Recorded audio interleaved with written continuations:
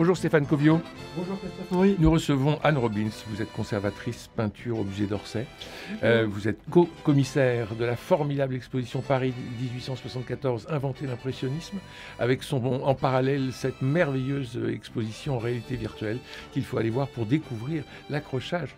A priori, oui, de cette première exposition des impressionnistes, 35 boulevard des Capucines. C'était le 15 avril 1874. Alors, nous avons balayé la semaine dernière un certain nombre d'expositions. Nous avons vu la première, la deuxième, la troisième, et puis on a commencé à parler de la quatrième exposition qui était en 1879. Alors là, il y a 16 membres. Il n'y a plus que 16 membres. Ils étaient 31 au départ. Et puis, on a d'autres femmes qui viennent. D'autres peintres qui se présentent et il va y avoir des éventails qui vont être aussi présentés.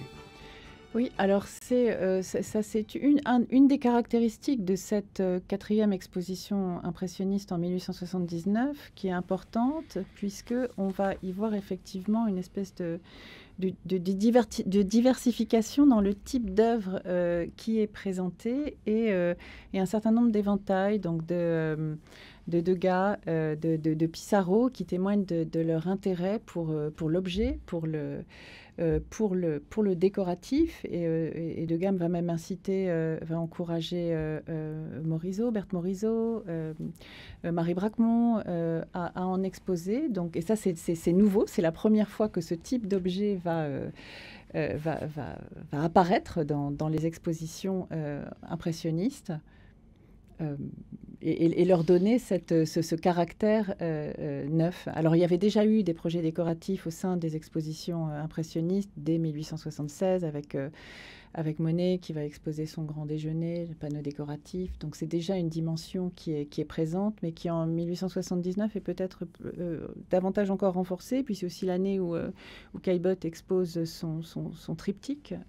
Donc, ce tableau qui se compose de 3 panneaux, donc du pêcheur à la ligne, des baigneurs et de ces... je crois que c'est... le titre m'échappe, des canotiers. Donc, ça va vraiment constituer une identité, ça va contribuer à forger l'identité de cette exposition. 1879. Je cite Laurent Manœuvre dans son livre « Quand les impressionnistes s'exposaient » qui reprend ces 8 expositions.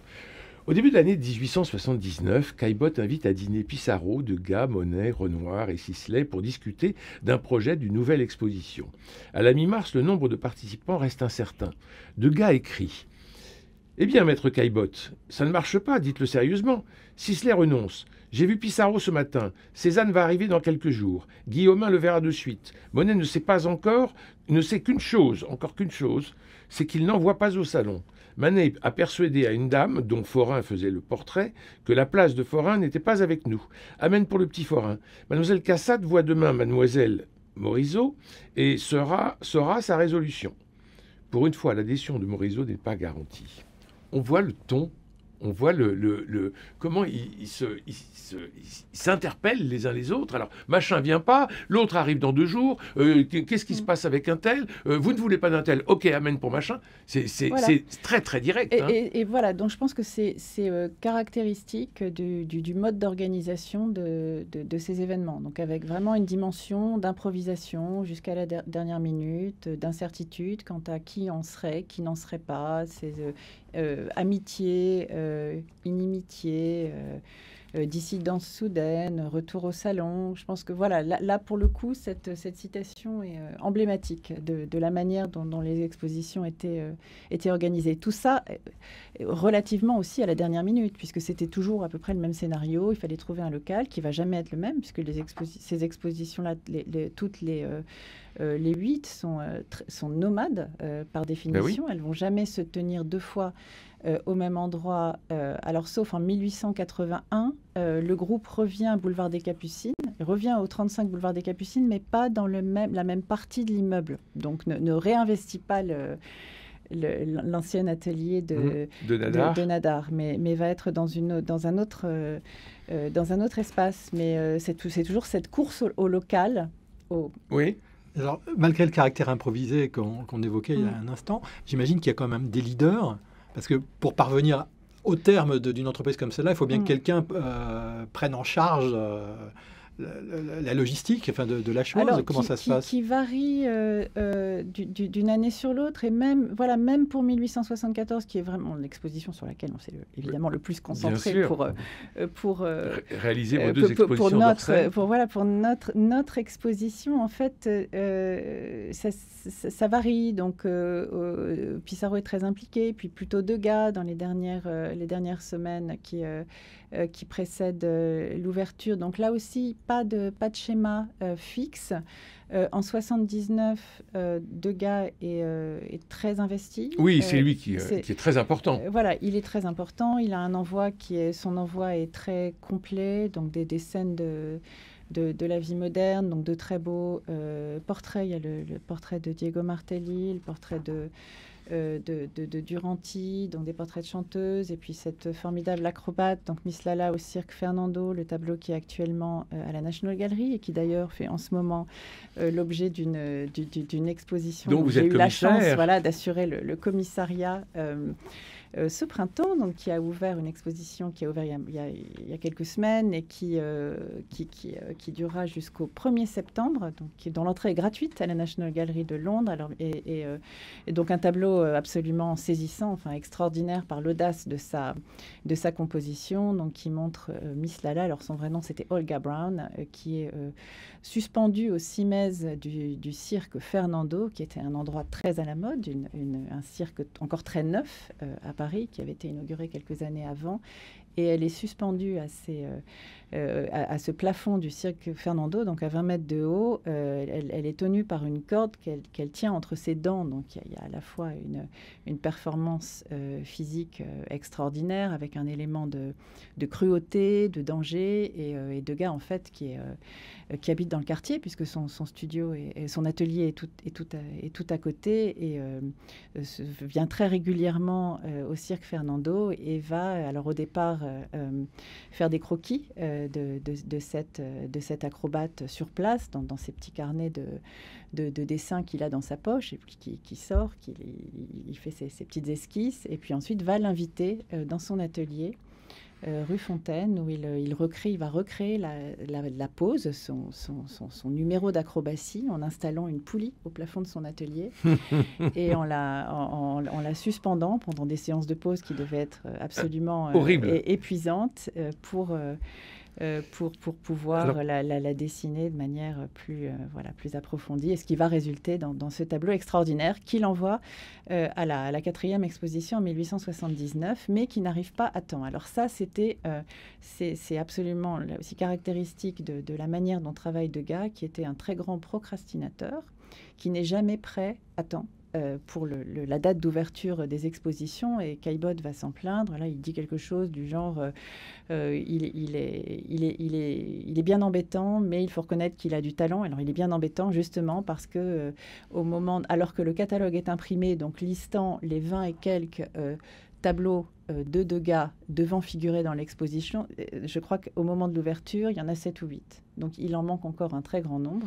Alors, justement, pendant les 7 expositions auxquelles il participe, Degas va présenter 124 œuvres, ce qui fait une moyenne de 17 œuvres par exposition. Oui, c'est à peu près... Voilà, le tome paraît correct, la proportion me paraît correcte. Et puis il est très malin aussi, puisque ça, dès 1874, tout n'est pas à vendre. En 1874, je crois que la majeure partie de ses œuvres, en fait, il les emprunte à des collectionneurs, enfin des amis, des collectionneurs qui ont déjà investi dans son travail pour justement bien faire valoir le fait que sa peinture a déjà trouvé preneur. Et donc, si elle a trouvé preneur, c'est qu'elle a une valeur. Donc, c'est une façon de promouvoir son travail qui est différente. Ce n'est pas à vendre, mais les œuvres ne sont pas à vendre, mais ça va tout de même très malin. Asseoir sa réputation en tant qu'artiste. Exactement. C'est très malin. Donc ça, c'était la 4e exposition, où il y avait notamment, puisqu'on parle de Degas, la fameuse chanteuse de café de 1878, qui est un tableau incroyable, avec cette main gantée et ce cri cette bouche ouverte, hein, qui est, et surtout la façon dont il est composé, c'est-à-dire la façon dont elle est cadrée, pardon. Parce que là, vraiment, elle est vraiment en majesté. Oui, et puis c'est très frontal, avec des couleurs très rose et noir, très intenses, exactement. Le tableau est absolument saisissant. 5e exposition, nous sommes en 1880.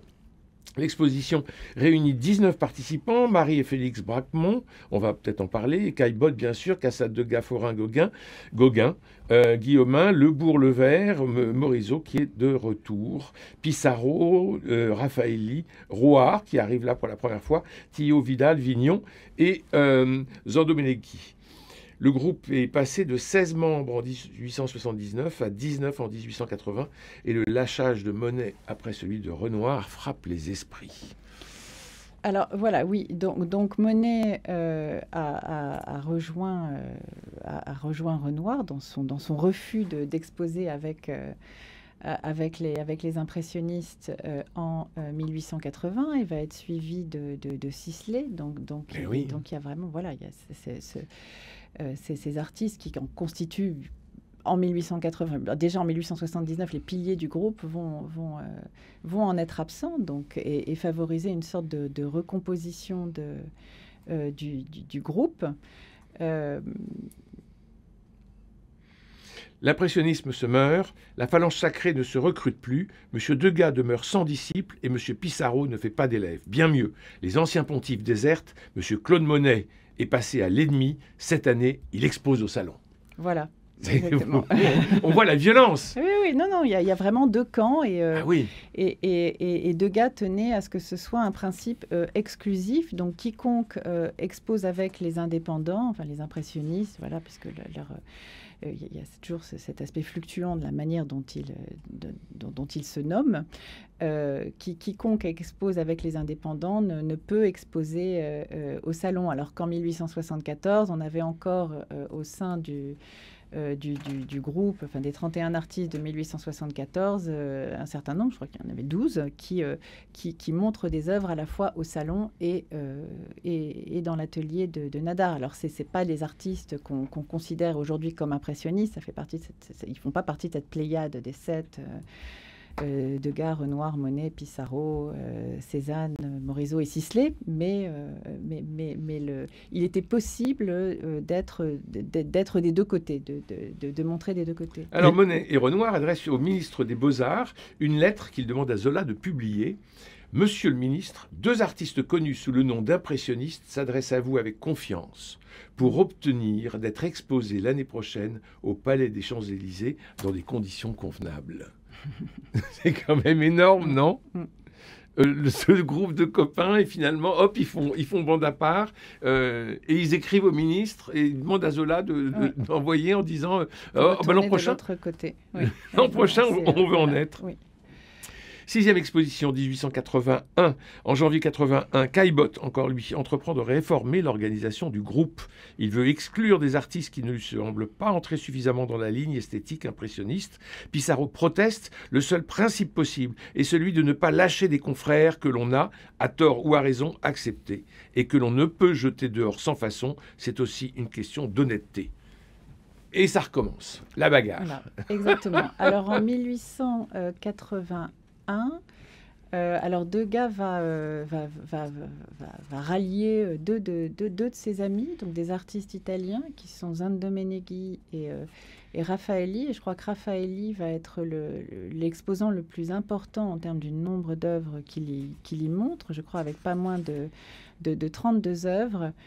Ce qui va susciter le désaccord de Caillebotte et provoquer son désistement cette année-là. Donc c'est l'année où Caillebotte, qui de toute façon n'était pas présent en 1874 puisqu'il ne faisait pas encore partie du groupe, mais Caillebotte se retire pour manifester son mécontentement. C'est aussi l'année où Degas va montrer une sculpture, qui est la petite danseuse âgée de 14 ans. Alors, c'était là aussi, donc j'ai parlé de Degas, grand procrastinateur. En fait, l'envoi était prévu l'année précédente. La vitrine était prête. en 1880 et ne sera jamais l'œuvre, la sculpture ne rejoindra jamais Et alors, ce qui rend les choses très compliquées avec Degas, parce que ça veut jamais, le fait qu'une œuvre soit décrite dans le catalogue des expositions ne veut absolument pas dire qu'elle y a été montrée. Et c'est pour ça c'est là où nous, voilà, nous, historiens d'art, on a besoin de faire ce travail de recherche c'est votre boulot. Et de lecture de toutes les critiques, de toutes les recensions des expositions à la recherche de mentions des œuvres qui sont la validation ultime de la présence ou non d'une œuvre dans l'exposition, sachant que les critiques n'ont pas non plus forcément tout commenté, mais on ne peut pas considérer le listing d'une œuvre dans le catalogue comme la preuve absolue qu'elle y a figuré, en particulier avec Degas. Donc c'est à cette 6e exposition que l'on voit cette fameuse petite danseuse de 14 ans qui est enfin exposée, et puis l'arrivée de Paul Gauguin. On passe en 82. L'arrivée de Paul Gauguin, exactement, avec des sculptures. Alors voilà, qui montre, je crois, qui commence à exposer dès 1879 avec le groupe. Oui. Et qui va montrer des sculptures, effectivement. Et à ce moment-là, on parle déjà du déclin de l'impressionnisme. Oui, alors ça. C'est la première fois qu'on en parle. En tout cas, on parle. Ce qui est très évident, c'est que le groupe n'a pas d'unité. Il n'y a pas d'unité. Il n'y a jamais eu vraiment il n'y a pas de manifeste esthétique. D'abord, dès le départ, la première exposition impressionniste est une entreprise commerciale.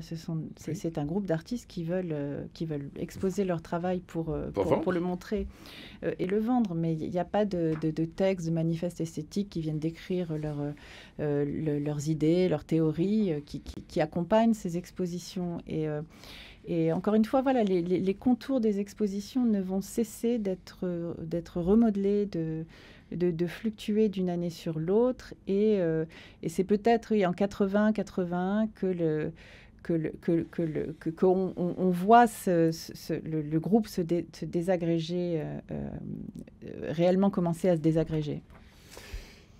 Et ça va aussi être lié à la santé financière de notre ami Durand-Ruel. Et ce que l'on va voir dans l'exposition, la 7e en 1882, toutes les œuvres appartiennent à Durand-Ruel.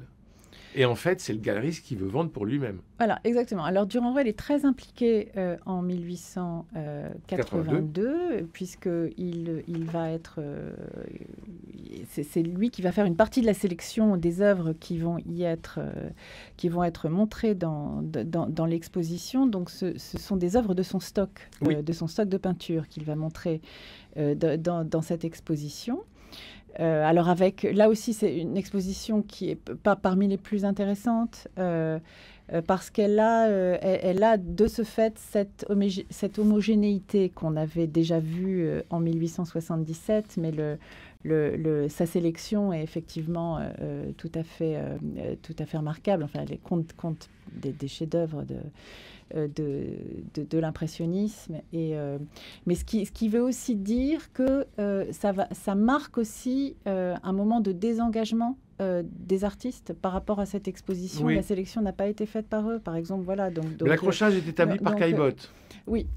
L'accrochage est établi par Caillebotte, et il y a plus de 200 œuvres qui sont exposées, donc c'est considérable. C'est le stock de Durand-Ruel. Et finalement, la conclusion, c'est que c'est un échec déplorable, autant pour le marchand que pour les peintres, parce que comme il ne va pas beaucoup vendre, la cote va baisser. Et le pauvre Durand-Ruel qui voulait se refaire une santé financière en prenant tout en main, parce que c'est vraiment ce que vous disiez tout à fait, c'était l'exposition d'un marchand, d'un galeriste là. Oui, même si l'exposition ne se tient pas, c'est pas dans sa galerie. Je crois que cette exposition-là, elle est dans les salons du Panorama de Reichshofen, donc qui était, vous savez, ce panorama, c'était une forme de divertissement populaire dans les années 1870. Alors là, évidemment, la bataille de Reichshofen, parlant de la guerre de 70, et il y avait un salon attenant à ce panorama, donc un espace très différent, puisque la plupart de ces expositions, elles se tenaient dans des appartements privés, mais là, c'est beaucoup plus haut de 6 mètres. Donc ça fait partie des expositions qui sont très bien identifiées. C'est aussi l'année où Degas et Cassatt se retire, puisque Caillebotte ne veut plus de Raffaelli, et ça va provoquer le départ, le départ de Degas, qui pourtant a payé sa cotisation, donc il est quand même assez grand seigneur, et de Cassatt qui lui emboîte le pas. Donc, alors que Cassatt est aussi très régulière. À partir du moment où elle rejoint le groupe en 79, elle va être présente à toutes les éditions, sauf justement en cette année 1882. Enfin, la dernière exposition, 86, Manet est mort depuis 3 ans. Et puis, ça fait quand même un blanc dans le texte.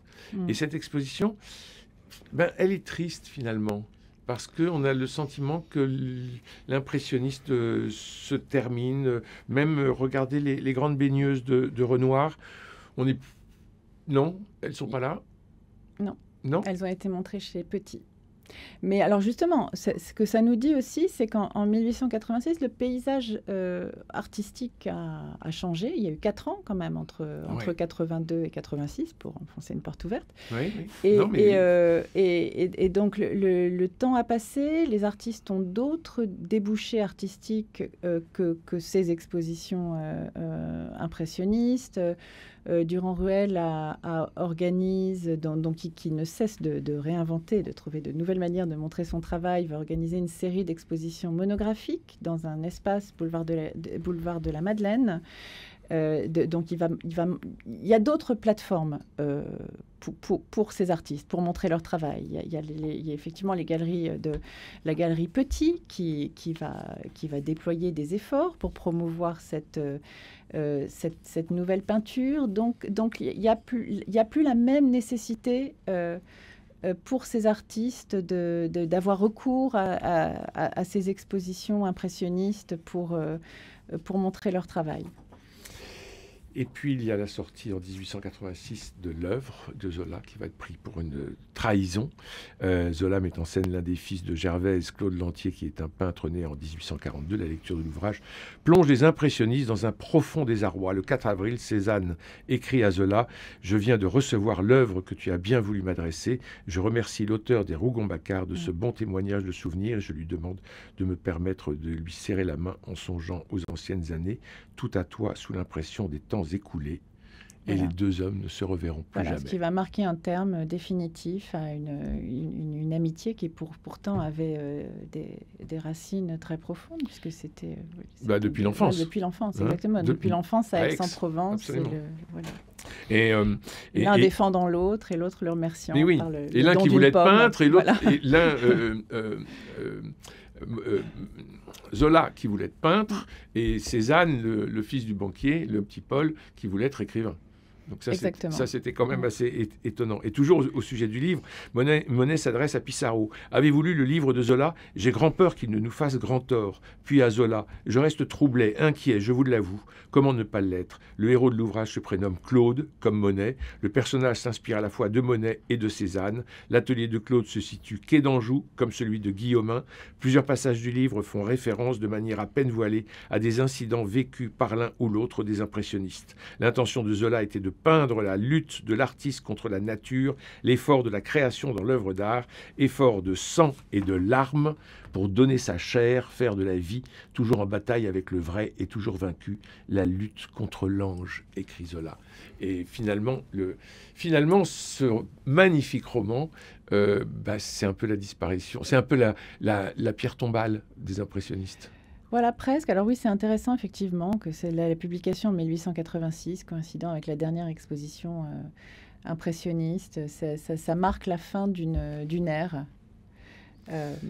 Alors après, il y aura des post-impressionnistes des néos, des postes, des néos. Ouais. Alors les néos, alors c'est aussi ce qui va faire l'identité de cette dernière exposition en 1886, c'est son intégration de nouvelles tendances artistiques qui se sont fait jour dans l'intervalle avec le groupe des indépendants, le Salon des indépendants 1884, qui voit l'émergence d'artistes plus jeunes autour de Seurat, Signac et d'une nouvelle façon de peindre qui se fait jour, encore une fois, donc le divisionnisme, et auquel va adhérer Pissarro, et c'est Pissarro qui va inviter, qui va intégrer cette nouvelle tendance au sein de la dernière exposition impressionniste en 1886. Et c'est peut-être lui le héros. En tout cas, merci infiniment Anne Robbins. Vous êtes conservatrice peinture au musée d'Orsay. Vous êtes co-commissaire de l'exposition Paris 1874, Inventer l'impressionnisme, pour le 150e anniversaire de cette formidable invasion de blondeur sur toutes les palettes des peintres, écrivait Zola. Voilà. Merci Stéphane Covio. Merci Cédric Cobat pour la réalisation, François Dieudonné, Philippe Malpeuch, Camille Meyer et Faustine Cléry pour la réussite technique de notre entretien. Je rappelle que le catalogue de l'exposition est toujours en vente et il est merveilleusement fait. Et puis pour préparer cette émission, je me suis inspiré du livre de Laurent Manœuvre, Quand les impressionnistes s'exposaient, aux éditions de l'Atelier contemporain Histoire de l'art. Demain mardi, nous repartons à bicyclette. Prenez soin de vous et des autres. Ah oui, j'allais juste ajouter que l'expérience en réalité virtuelle, un soir avec les impressionnistes, est ouverte jusqu'au 11 août. Jusqu'au 11 août, on se précipite. Prenez soin de vous, des autres, je vous embrasse.